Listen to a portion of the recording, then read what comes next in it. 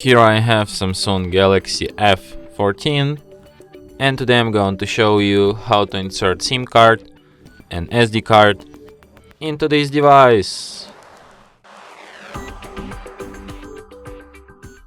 So to do this you will need this kind of tool which will help you to eject the SIM card and SD card slot, which is located right here. So what you have to do is to insert this tool inside the hole on the slot and slightly press it, and the slot will pop out. Now you can get it out with your bare hands.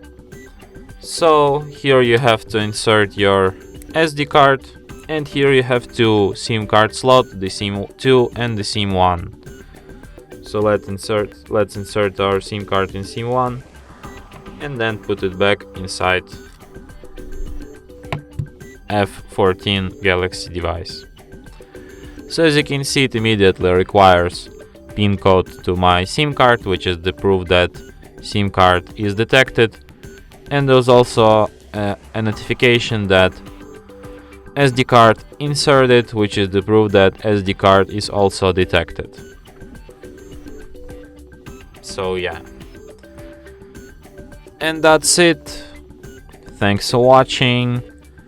If you find this tutorial useful, don't forget to hit that like button and subscribe to our channel.